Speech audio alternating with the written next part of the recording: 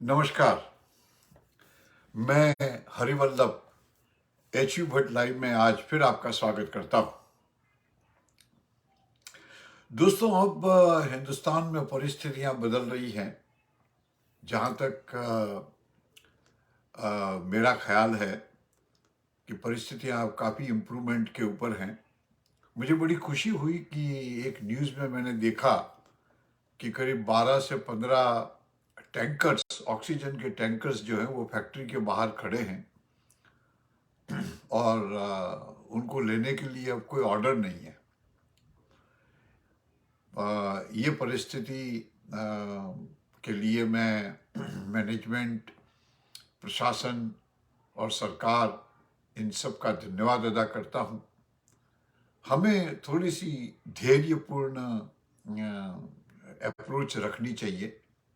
हर चीज़ का समाधान समय अपने आप कर देता है और प्रशासन इतना इतना निर्भज्ञ नहीं रह सकता, क्योंकि उनकी जवाबदेही बनती है।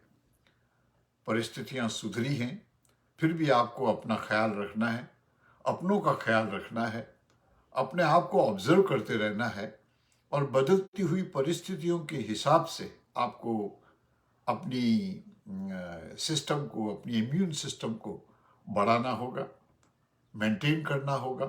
तभी इसके ऊपर सफलता, इस पेंडेमिक के ऊपर सफलता संभव है। मैं आप सभी के लिए शुभकामनाएं प्रेषित करता हूं कि आप जल्द से जल्द, हम सब जल्द से जल्द इन परिस्थितियों से बाहर निकलें और अपना मार्ग आगे के लिए प्रशस्त करें। All the best to you. दोस्तों, आज मैं आपके लिए एक एक्चुअल कहानी लेके आया हूं और आज का मेरा जो विषय है वो है पेरेंटिंग। पेरेंटिंग का मतलब होता है कि अपने बच्चों को किस तरह ग्रूम किया जाए, अपने बच्चों को किस तरह तैयार किया जाए, अपने बच्चों को किस तरह जमाने में जीना सिखाया जाए। ये इसको इंग्लिश में पेरेंटिंग बोलते हैं। और इसके ऊपर मैं आपको एक कहानी पहले एज यूजुअल आपको सुनाना चाहता हूँ। आपने सुना होगा, कुछ सालों पहले भारत के बड़े अच्छे राजनीतिज्ञ थे, बहुत इंटेलिजेंट कहलाते थे, बड़े योग्य थे और उनका मर्डर हो गया था। ये किस्सा मैं आपको जो बता रहा हूं वो है प्रमोद महाजन। प्रमोद महाजन को उनके ही भाई ने उनके घर में बंदूक से उड़ा दिया और वो जिंदगी और मौत के साथ जूझते हुए खत्म हो गए। इसी के साथ में एक दूसरी कहानी आपको सुनाना चाहता हूं कि आपने सुना होगा कि एकलव्य जो है वो एक आदिवासी छात्र था और वो द्रोणाचार्य जब सब क्षत्रियों को शिक्षा देते थे तो वो बाहर से छुप करके उनकी शिक्षा को देखता था और इस तरह उसने प्रैक्टिस कर करके और अपनी योग्यता हासिल कर दी। और एक बार जब उनके गुरु को एक सुअर की आवाज डिस्टर्ब कर रही थी तो उसने एक शब्दभेदी बाण चलाया और दूर से सुअर का मुंह सी दिया। जब गुरु द्रोणाचार्य को यह मालूम पड़ा तो बड़े आश्चर्य में पड़ गए कि ये शिक्षा मेरे अलावा तो और कोई जानता नहीं है और ये हुआ कैसे, ये किसने किया। जब उन्होंने देखा कि एक आदिवासी छात्र आ करके और उनके पाँव में पड़ा और उसने कहा कि गुरुदेव, ये मैं हूँ जिसने मैंने ये बाण चलाया है। और तो गुरु ने उनसे पूछा, द्रोणाचार्य ने, कि भाई आपको ये शिक्षा किसने दी। तो बोले, साहब आप ही मेरे गुरु हैं। तो बोले, वो कैसे। तो कि जब आप क्षत्रियों को शिक्षा देते हैं तो मैं छुप छुप के आपकी इस शिक्षा को देखता था और देख करके और मैंने प्रैक्टिस की और प्रैक्टिस करके इस तरह मैंने अपनी योग्यता हासिल की है। तो गुरु को बड़ा आश्चर्य हुआ, पर उन्होंने अपनी परिस्थितियों को ठीक से पहचाना और उसको कहा कि जब आप मुझे गुरु मानते हो तो क्या तुम मुझे गुरु दक्षिणा नहीं दोगे? तो एकलव्य ने कहा, हाँ, आप गुरुजी आप आदेश दीजिए, मैं आपके आदेश का पालन करूंगा और मैं आपको गुरु दक्षिणा जरूर दूंगा। तो गुरु ने अब सामान्य बात यह है कि आजकल जो हमको बताया जाता है वो ये है कि गुरु ने एकलव्य का अंगूठा मांग लिया और उसने अपना अंगूठा काट करके और गुरु के चरणों में रख दिया, और उस तरह वो फिर जिंदगी में कभी बाण चलाने के लायक नहीं रहा। लेकिन ये सही नहीं है, ये मिथ्या है। असल बात ये हुई कि गुरु को समझ में आ गया कि ये व्यक्ति जो है वो बहुत ही चतुर है, बहुत ही होशियार है, बहुत ही एक्सपर्ट है, और ये कल के लिए एक मुसीबत पैदा कर सकता है। तो उन्होंने अपनी बुद्धि का प्रयोग करके और उनको ये कहा कि आप एक काम करेंगे कि जब भी कभी भी युद्ध होगा तो आप किसी भी पार्टी की तरफ पार्टिसिपेट नहीं करेंगे, ये मुझे वचन दे दीजिए। तो एकलव्य ने कहा, जो आज्ञा, कि चाहे वो किसी भी तरीके का युद्ध हो, आप किसी भी पक्ष की तरफ से लड़ेंगे नहीं। तो एकलव्य ने हाँ कर दी।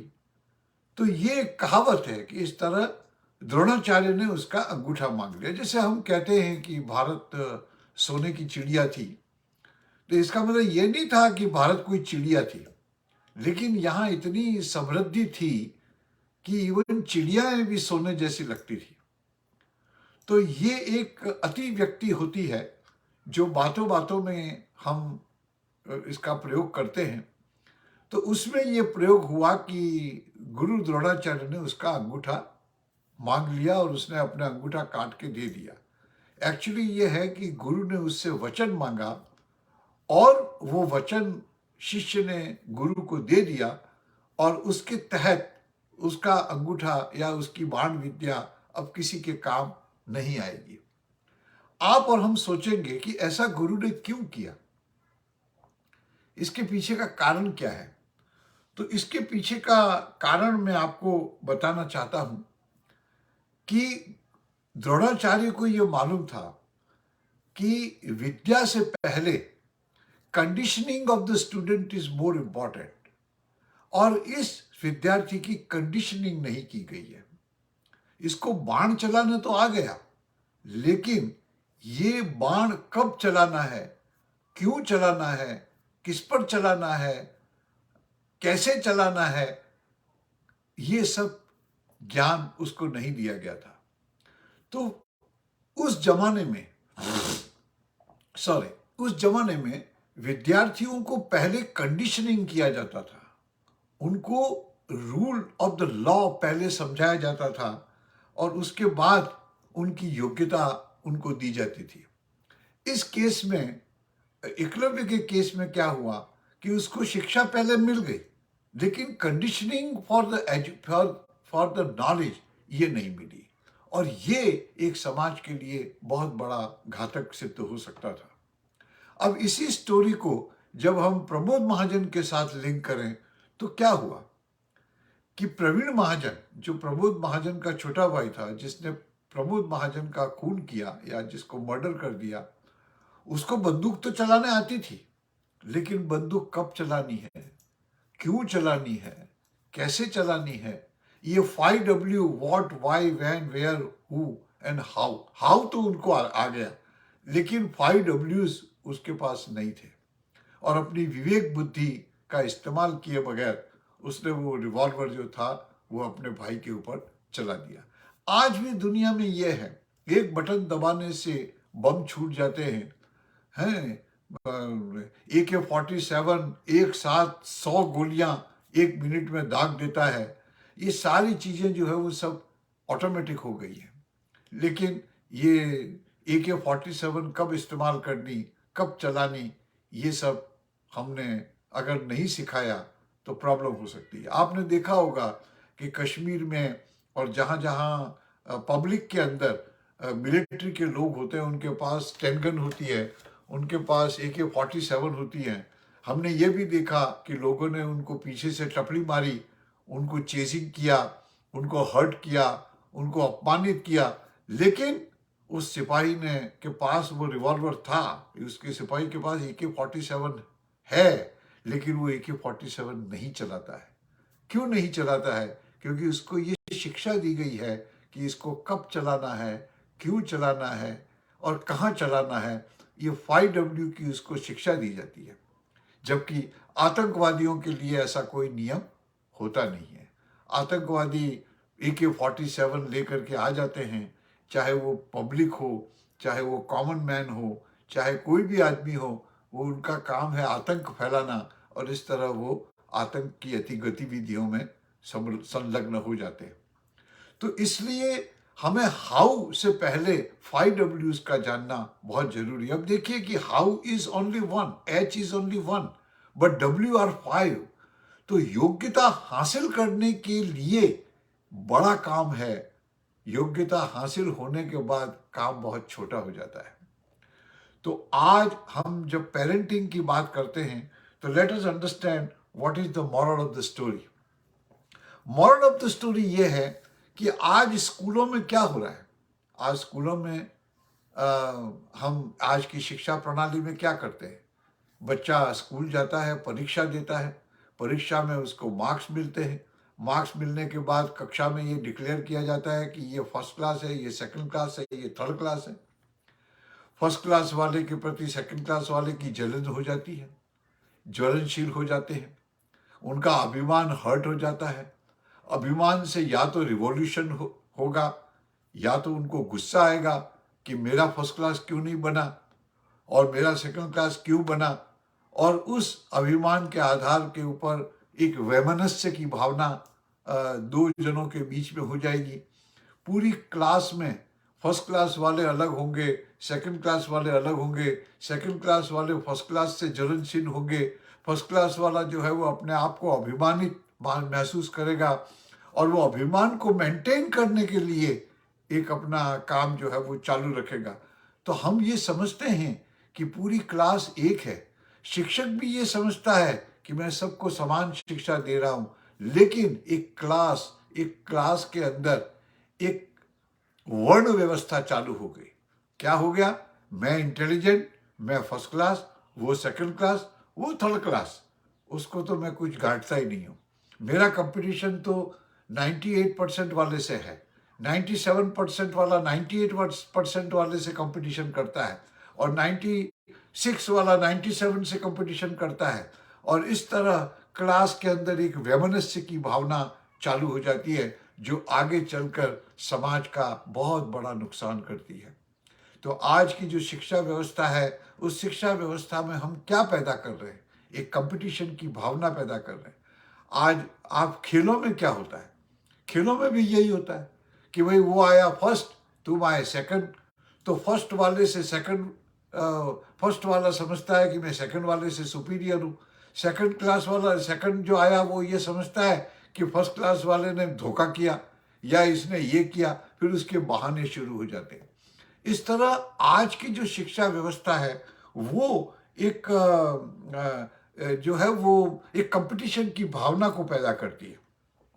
हार्ट बर्न्स शुरू हो जाते हैं, उसके साथ साथ जो है वो एनिमिटी शुरू हो जाती है, दुश्मनाहट शुरू हो जाती है। आपने देखा होगा क्लास में बच्चे भी लड़ते हैं, झगड़ते हैं। इसके पीछे के कई कारण ये भी होते हैं, क्योंकि एक अभिमान की भावना आती है और एक कंप्रोमाइजिंग की भावना आती है, और ये अभिमान और कंप्रोमाइजिंग की भावना वही शांत नहीं होती, वो और आगे बढ़ती है, और यही चीज़ें जो है वो आगे जा करके एक बहुत बड़ा रूप अख्तियार करते हैं, और यही चीज जो है वो इंसान के अंदर वायलेंस पैदा करता है। क्योंकि जब गुस्सा आता है, तो और जब आपके पास कंपटीशन के बाद अगर आप फेल हो जाते हैं, फेल के बाद गुस्सा आता है, और गुस्से को शांत करने के लिए जो है वो हिंसा पैदा होती है, हाँ, वायलेंस पैदा होती है। और यही वायलेंस जो है वो धीरे धीरे धीरे धीरे दूसरे शब्दों में जिसको कहते हैं ना कि ज़्यादा एक्विजिशन की भावना लाती है, मैं अधिकस से अधिकम फलम की एक भावना आती है कि मैं ज़्यादा से ज़्यादा मेरे पास अख्तियार करूं ताकि मुझे समय पर उसको इस्तेमाल करना पड़े।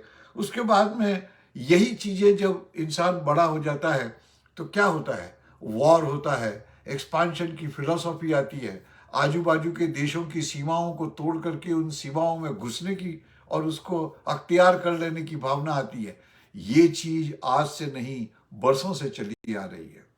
इस चीज को जो है वो अगर रोकना है तो रोकने के लिए आपको बहुत कुछ करना पड़ेगा। हमने इतिहास में सुना, इतिहास में देखा, इतिहास में पढ़ा कि सबसे पहले साम्राज्यवाद आया। साम्राज्यवाद में क्या था, अधिनायक, एक डिक्टेटरशिप होती थी। एक राजा जो है वो अपने राज्य को एक्सपांड करता था, लूटता था, कत्लेआम करता था। मैंने आपको पिछले एपिसोड में भी चंगेज खान का एग्जाम्पल दिया, कहाँ मंगोलिया से लगा के साउथ अरेबिया तक आया, कहाँ सिकंदर यूरोप से लगा करके हिंदुस्तान तक आया। ये सारे लोगों ने क्या किया, साम्राज्यवाद और एक्सपांशनवाद के ऊपर भरोसा। वो क्यों? क्योंकि उनको एक्विजिशन की एक आदत पड़ गई। वो कहाँ से शुरू हुई, वैमनस्य से, सेफ्टी के लिए, अपने अधिकार को और ज्यादा एक्सपांड करने के लिए, अजेय बनने के लिए। ये सारी भावनाएं कहाँ से आई? ये इसी इसी का एक परिणाम है। उसके बाद में साम्राज्यवाद के बाद क्या हुआ कि कैपिटलिज्म आया, पूंजीवाद आया। पूंजीवाद में क्या हुआ कि भाई आप मेहनत करो, आप नया प्लांट लगाओ, पैसे कमाओ और आनंद करो। इस चीज से क्या हुआ, बरसों तक पूंजीवाद चला। आज भी कई देशों में पूंजीवाद चल रहा है। लेकिन उस पूंजीवाद से क्या हुआ, समाज में दो भाग हो गए, एक अमीर बन गए, एक गरीब बन गए। और अमीर जो है वो अपनी अमीरी को परमानेंटली मेंटेन करना चाहते हैं, और गरीब अमीर के साथ कंपटीशन करके अमीर जल्दी से जल्दी बनना चाहता है। तो दो समाज के दो गुट बन गए, एक अमीर और एक गरीब। और अमीरी और गरीबी की लड़ाई जो है वो शुरू हो गई। ये जब एक फेज खत्म हुआ तो उसके बाद क्या आया, समाजवाद आया कि वे समाज का हर व्यक्ति जो है वो इक्वल है। फिर मजदूरों का राज्य होना चाहिए, हैं। रशियन क्रांति आई, रशिया की क्रांति आई, चाइना की क्रांति आई। पूंजीवादियों को मौत के घाट उतार दिया गया और उसकी जगह पे मजदूरों ने राज्य अख्तियार किया। लेकिन क्या ये रास्ता वहां रुका? नहीं रुका। क्योंकि अब क्या हुआ कि अब समाजवाद में जो लोग सत्ताओं पे आसीन हो गए, जिन लोगों के हाथ में मैनेजमेंट आ गया, उन लोगों ने अपनी पैसा बनाना चालू कर दिया। वो लोग अमीर हो गए। आज हमारे इंडिया में भी कितने एग्जाम्पल हैं कि गरीबी से लीडरशिप शुरू की, समाज सेवा से उन्होंने शुरू की। आज उनके पास हजारों लाखों करोड़ रुपयों की संपत्ति पड़ी हुई है और वो अपनी संपत्ति की रक्षा के लिए जो है वो राजनीति में अपने कदम बरकरार रखना चाहते हैं, जीत लेना चाहते हैं, वैमनस्य की भावना रखते हैं। और इस तरह नेशनलिटी तो बाजू में चली गई, और जिन्होंने पैसा लूट लिया वो पैसा को सुरक्षित करने के लिए और पैसा कमाना चाहते हैं। तो समाजवाद भी कोई इसका परिणाम नहीं निकला। तो अब मैं आपको एक चीज और कहता हूं कि आज सबसे ज्यादा जरूरत है कि शिक्षा में बदलाव की। शिक्षा में जब तक बदलाव नहीं होगा, जब तक ये फर्स्ट सेकंड थर्ड की परिभाषाएं खत्म नहीं होंगी, तब तक समाज जो है वो इसी तरह भटकता रहेगा। क्योंकि आज हमने शिक्षकों को क्या कर दिया है, आज हमने शिक्षकों को एक बॉन्डेड लेबर बना दिया है। आज शिक्षक आपको क्या पढ़ाता है, वो पढ़ाता है जो सरकारें नक्की करती है। सरकारें क्या नक्की करती है कि भाई औरंगजेब महान था और शिवाजी लुटेरा था, हैं? अकबर महान था और महाराणा प्रताप तो भटकते हुए एक रिवोल्यूशनरी थे, एक हारे हुए राजा थे जो जिंदगी में कभी कुछ नहीं कर पाए। इस तरीके की पढ़ाइयाँ करा करा के आज हम हमारे इतिहास को धूमिल कर रहे हैं, हमारे इतिहास को नष्ट कर रहे हैं और हमारे संस्कारों में जो है वो गुलामी की भावना पैदा कर रहे हैं। तो आज मैं शिक्षकों से भी बहुत ज़्यादा एक्सपेक्टेशन नहीं करता हूँ, क्योंकि शिक्षक तो टेक्स्ट बुक से पढ़ाता है और टेक्स्ट बुक जो होती है वो सरकारें नक्की करती हैं और सरकारों के हिसाब से आपको पढ़ाया जाता है। तो आज अगर एक व्यक्ति को आप एक अच्छा इंसान बनाना चाहते हैं तो ये अच्छा इंसान सिर्फ आपके पेरेंट्स बना सकते हैं। और मेरी ये गुजारिश है पेरेंट्स से कि आप अपने बच्चों को सबसे पहले ये शिक्षा दीजिए कि प्रेम क्या होता है, how to deal with ego. हम प्रेम की भावनाओं से आगे बढ़ें। हम हमारे बच्चों को संगीत की शिक्षा दें। हम हमारे बच्चों को सनातन धर्म के आधार पर जो नक्की किए गए जो आयाम हैं, उन आयामों के बारे में शिक्षा दें। हम उन्हें देखें कि आप एक अच्छे इंसान कैसे बन सकते हैं, आप में दया की भावना कैसे आ सकती है।